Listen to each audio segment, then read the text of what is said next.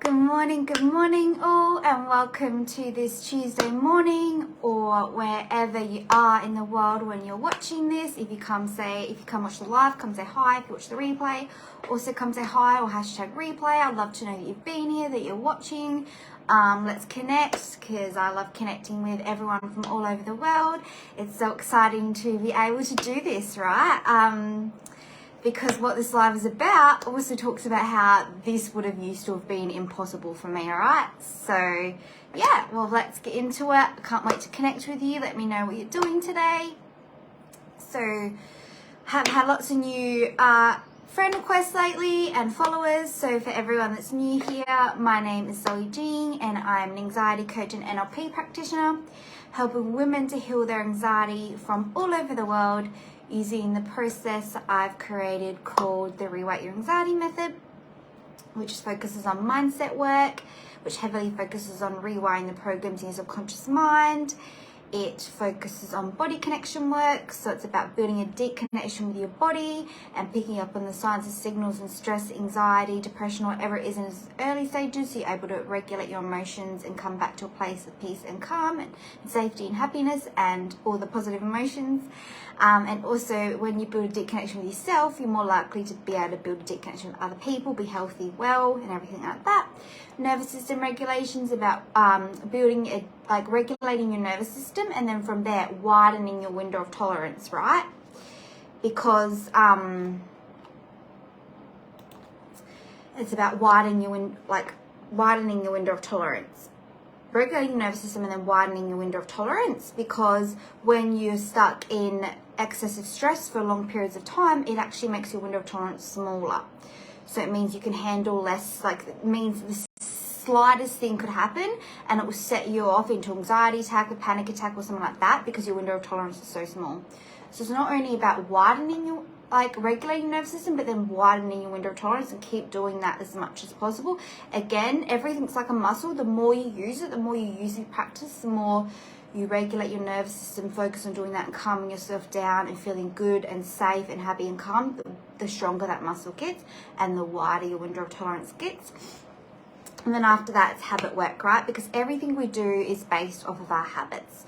So it's really important to recognize what your current habits are and which ones are serving you, which ones are not serving you. And the ones that aren't serving you, they're actually still, the negative ones, they're actually still serving you in one way. You're still getting some type of reward from them, otherwise you wouldn't be doing it. So it's recognizing what that is and then getting that reward in a new positive habit and getting rid of the negative ones, as well as just developing new habits as well.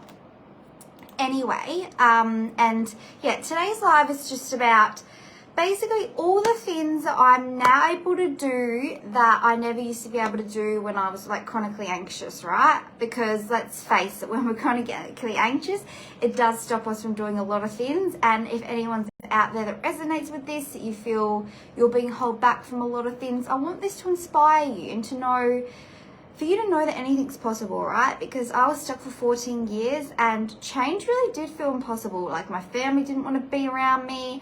I didn't have friends. It just seemed like nothing was kind of working.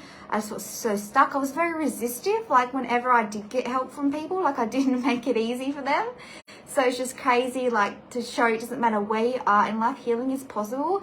You just have to say yes and want it bad enough and do what it takes. Doesn't matter how resistive you are in the beginning, you just need to want it and have that right support for you.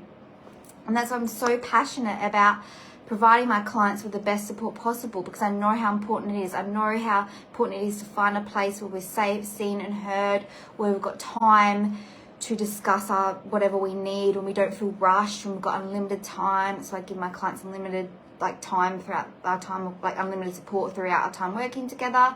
And that's why I have an outline to my program, the Rewrite Your Anxiety method, giving you everything you need, but I also work on what you need in that moment as an individual, because again, we're all so different. I love for the people that are watching to come say hi, because it won't let me know who it is. But yeah, anyway, so it's just so important to be able to know that it's possible, right? Healing's possible no matter how stuck you've been, how long you've been stuck, no matter what's going on in your life. I don't know how many of you guys saw, but last night I posted that my oldest client is in her 70s. Like, how cool is that? Like, that is something that I never thought was going to happen. I didn't think someone in their 70s would want to work with me, right? Like, you know, you always get like, we all get those limiting beliefs in our head sometimes, right? So sometimes I get, people that are that age or in the 60s or whatever, they won't want to work with me because I'm, you know, young. They won't think I'd know anything, rah, rah, rah. Maybe I'm still quite young, but I have a lifetime of experience, right? Not only do I have my qualifications, I have my life experience. And I think life experience is actually so much more powerful rather than when half the time if you just go see like a counselor or therapist, they're just teaching you logic stuff from like a textbook, right? They don't actually have that life experience to know what it's like to help you really get to the root cause of what's going on, to help you process it and move through exactly what you're going through because they haven't been through it. Well, when you work with someone like myself who's actually been through it, it's so much more powerful and you feel so much more connected and supported and safe. Well, that's my experience anyway. Well, I feel like there's so many things I could talk about. For example, you know, I've got a partner now, and prior to this, I had been single for a very long time. And this is one of the things that, you know, Healing My Anxiety has helped me with. I was single for so long. And, you know, quite often whenever I did have partners, I would, you know, attract not very good people, people that would use me, people that weren't very nice, and stuff like that. And I would just always be on edge and I'd be very anxious and trying to people please, be perfect. I would need to be in control. Like, it just was not, like, even if I had those, when I had those relationships, it was not a very good experience. Fast forward to now, you know, I've got a partner, you know, he personally wasn't doing personal development stuff, but because of me, he's wanting to get into that because, you know, I'm inspiring him and he knows, can see how beneficial this is. And, you know, we're both into communication, meeting each other's needs, you know, doing some good communication, meeting each other's needs, and just everything along those lines, right? Like growing and learning together and knowing that it's okay to speak stuff even if it feels uncomfortable. If you talk about stuff that's uncomfortable, it actually is what is going to make the relationship last. A lot of the times when relationships break down, it's because there's not good communication, because we try to avoid pain, so we avoid those uncomfortable conversations, but then that's what actually breaks down the relationship. So it's so important to, you know, make sure that your needs are met in a relationship. Make sure that you're talking about that hard, tough stuff, because that's the only thing that's going to make a relationship last. And actually finding someone that's worthy of you and feeling worthy within yourself. Like, I had to spend so long working on myself and just loving myself because I know that was the only way I was going to be able to attract a better type of person. And it paid off, right? So if that's currently you, then just spend some time loving yourself. And if you'd like some support with that, definitely let me know, because I know it's hard. You know, it's easier said than done to just be like, oh, focus on loving yourself, or feel worthy, or know you're worthy, or whatever. Or just say an affirmation, right? It's so much harder than that. So if you'd like some support, let me know. So, you know, that's one thing. Relationship. Obviously I could talk for years on all the things that I've done, but I'll talk about a few. Another one is obviously, as you know, starting my coaching business. Back in the day, this would have been impossible. I wouldn't have been able to do it. I wouldn't have been able to go on stories, do lives, you know, coach people, study. I used to hate studying. I used to hate learning. Like, it used to make me really, really anxious, and I'd feel dumb and feel impossible, and it would throw me into a panic attack. And so much more, right? So there's my business, there's the relationship, there's good friendships as well. Like, I never really had very many friends growing up, and now I've got a really, really close friend, and it just feels so good as well. And I've had like lots of other friends come into my life, and I get invited out a lot more now, so that's really good as well. And I've been able to now listen to my body, right? Back in the day, I used to like live in the gym for like 2 hours a day, and probably stretch for nearly 2 hours a day as well, because that's just what I thought I had to do, right? To have enough muscle, to, you know, have enough muscle, be strong enough, have good posture, and be good enough, right? Well, now I can listen to my body and actually move in a way that feels good for me and what I feel like in that moment, and do it for enjoyment, and do it more so for my mental health than for looking a certain way. And this is something that I would love for a lot of us to be able to get to, because I still feel like a lot of us are stuck in that mentality of moving to, you know, look a certain way and be good enough and fit in. But let's flick that switch and do it because it's enjoyment, because we enjoy it. Find a way that we enjoy it and focus on how good it makes our mental health feel, rather than just looking a certain way, right? Because it's so, so important. Mental health really should come first, because you don't have that, you have nothing else. Yeah, I feel like a lot of people get into the trap where they neglect their mental health and focus heavily on their physical health. And that was me as well, right? I used to focus so heavily on the physical health. As I said, with living in the gym for 2 hours a day, stretching a lot, and I had no time for my mental health, right? So no wonder I was chronically anxious, because I had no time for it. I was always busy doing something and stuck in my head and being in control and so much more. And with my eating, right, my eating has definitely changed so much over the years, but there was one point, like, again, like, I kind of would go on a bit of a binge, right? I'd get to the point where I knew that I felt overweight, right, or felt fat or whatever, because I had that limiting belief of it being fat. So I would, you know, restrict for ages, you know, eat 100% healthy, and then at one point I'd get over that, so I'd start eating crap, and then I'd kind of binge on that, and then I'd gain weight, and it'd kind of just be that ongoing cycle of eating really clean and then binging and eating crap and back and forward, back and forward. But now I'm at the point where I can just eat a balanced diet and know that it's okay to have a piece of chocolate every day if I want to. It's okay to have takeaway once a week if I want to. You know, it's okay to listen to my body and to eat when I'm hungry versus eating when I think that I should eat and I'm allowed to eat, and versus feeling like I can eat because I've, you know, burnt the calories off or I've worked hard for it, right? So it's so important to get to that place. And if you are, and I feel like this is where a lot of people also go wrong. Like, you think you're doing well if, you know, you're eating 100% clean and if you're being really healthy, because that seems healthy and good, right? But not if you're doing it in a bad mental health mentality, like the mentality that I was in, where I had to eat 100% clean because otherwise I'd be fat, I wouldn't be good enough, I would get seriously sick and I would die, or whatever was going on in my head back then. So it's important to eat healthy and exercise, right? But it's so important to do it with a good mentality, a good mental health space. And that's why doing this mental health work is so important. It has to come first, because you can work out in the gym as much as you want, or play a sport, or eat healthy as much as you want, but it's not going to work and it's not going to make you healthy unless you're doing it in a good mental health space. So never underestimate the power of putting your mental health first. All of that stuff can wait. Your mental health needs to come first, because otherwise you're going to be doing that and it's not going to get you anywhere anyway if your mental health's in a bad spot. So there is that as well. There is, you know, buying my own house, for example. That's something that I never thought would be possible either, and I wouldn't feel confident to do.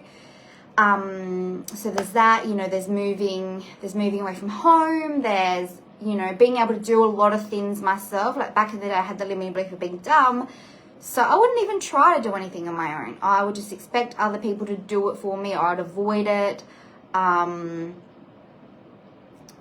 something like that, right? Where now I actually have something in my mind that I want to do, and I focus on doing it, right? Like, I've even caught that belief come out at once, like, oh my God, this is hard, I can't do this. But I'm like, no, concentrate, Zoe. I know you can do it, and guess what? I could do it. Maybe it just took a little bit longer than it would for certain other people, but I still did it. Just like any of us can do whatever we put our mind to. We just need to play to our strengths, right? Because I have dyslexia, so certain things are going to be harder for me than other people, and that's okay. Certain things are harder for everyone because we all have our own strengths. It's about learning to play to those strengths, and don't let that crap belief, if you have it too, of being dumb stop you from giving things a go. Because the only thing that's going to stop you from being able to do things is your brain. Is your brain telling you that you can't do it, your subconscious mind, because our subconscious mind always makes whatever we believe to be true. So it's so important, right? And then, for example, another thing that I could say was driving, right? I used to live in like a smaller country town.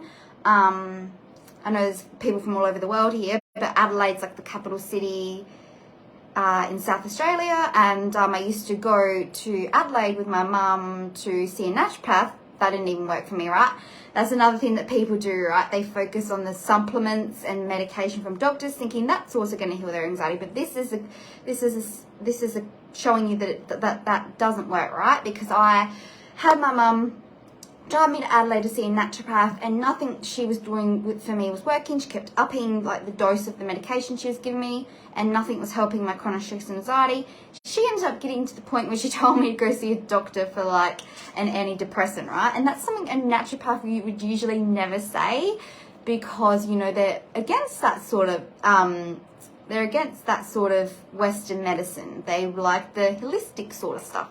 So that just goes to show how that stuff can be beneficial, but you also need to do the mental health work first. It's not enough on its own. Like, no amount of supplement or medication can outdo bad mental health, especially if it's chronic anxiety or really bad depression or whatever it is. If it's something minor, then maybe it'll help a little bit, but if it's chronic, it's not going to work. But anyway, I didn't want to drive in Adelaide, right? So I'd make my mum drive me to Adelaide for that appointment. But then when I moved to Adelaide, I obviously had to learn to drive. And I know that's one thing that a lot of us women that do have anxiety struggle with as well, is driving. But again, it's something you can work through just like I did. So I hope that inspires you to know that you can be in a really bad place, and you can get through it. You can get through it with the right support, with, you know, regulating your nervous system, with building a deep connection with your body, with rewinding those programs in your subconscious mind, causing the chronic anxiety, causing you to be in the position that you are, right? Like, I think I drove my mum insane making her drive me to Adelaide, but, you know, I guess she did it because she loved me, right? But it got to the point where I want more for myself. I don't want to, you know, live like this. I want to step outside my comfort zone, try new things, make something better for myself. So I had to just feel that fear and do it anyway, right? Obviously, this work helps you. It helps you to rewire the programs, your conscious mind. It helps you to heal your anxiety. It helps you to build a deep connection with your body, regulate your nervous system, build habits. But there's always going to be a little bit of fear in certain things. You're always going to still feel certain emotions, but it's just about learning how to ride with them and feel safe with them, and be able to look at them differently and use them to your advantage rather than against you, and rather than resisting, because we're always going to have a little bit of fear. So now my motto is feel the fear and do it anyway. And look at fear as my friend, right? It's there for a reason. It wants to protect me. Same with my anxiety. It's the only reason it was there. It was trying to protect me and tell me that something wasn't right and something needed to be done. So instead of working against your body, against your mind and your anxiety, start to work with it. Peel back the layers. See what's there. What needs to be healed. And of course, this is very hard to do on your own. That's why so many of us are stuck suffering, right? Because if it was simple to do on our own, there'd be no such thing as mental health illnesses. So if this inspires you, I don't want to shut your ear off, so I'll wrap it up here. But if this inspires you, please reach out to me and let me know so I can support you and give you some tips and tools to help move you forward in your life, because I don't want you staying stuck for 14 years like I did or longer. Because it's so powerful how much this work can change your life. You just have to say yes. You just have to have that support. You just have to learn how to be okay with your emotions, to be able to sit with them and process them and not be scared of them, not resist them. And as well, not identify as them. If you're identifying as an anxious person or a depressed person or whatever you're identifying as, that's again going to be your reality, because you're identifying as that. So your subconscious mind will make that true. So I'll just mention a few things I talked about earlier. So some big changes that happened from healing my anxiety was being able to get in a healthy relationship, move to Adelaide, start my business, get good friendships, exercise for enjoyment, you know, be able to drive anywhere and feel safe to do so, being able to regulate my emotions, and feeling smart and safe, and being able to do things rather than relying on other people, being able to trust myself, and yeah, there's so much more, but that's just a little wrap up. So I hope that inspires you. Feel free to comment below if, you know, this inspires you, and if you want a little bit more information about how to actually start having anxiety get out of your way, how to start taking your power back so you can live the life that you desire, and so you can get these breakthroughs like I've been able to get. because I'm with you every step of the way. I'm here to create a space where you feel safe, seen and heard, and know that anything's possible, right? Maybe it doesn't feel possible because maybe you've been stuck for a long time like I personally was. But it might just be that you didn't find the right support for you, or you didn't believe and trust in yourself enough. You didn't trust in yourself. You didn't trust in the process. You didn't trust in the person that was helping you. But that's time to change it, right? It's time to change it. It's time to try something new. It's time to build up a little bit of trust, and then also be able to surrender and find something you believe in to help you be able to surrender. Like for example, it's the universe for me, right? The universe has supported me a lot, and I've been saying it a lot lately. I actually have a recording on my phone that I listen to that talks about all the good things that show me that I can trust in the universe, like all the stuff that shows me that I can trust in the universe and the universe is looking out for me. And that really helps me move forward, and it can help you too, or whatever you believe in. So thank you all so much for joining, and yeah, comment below if you'd like to learn more, and let me know if this inspired you and if you want more videos like this. Alright, bye.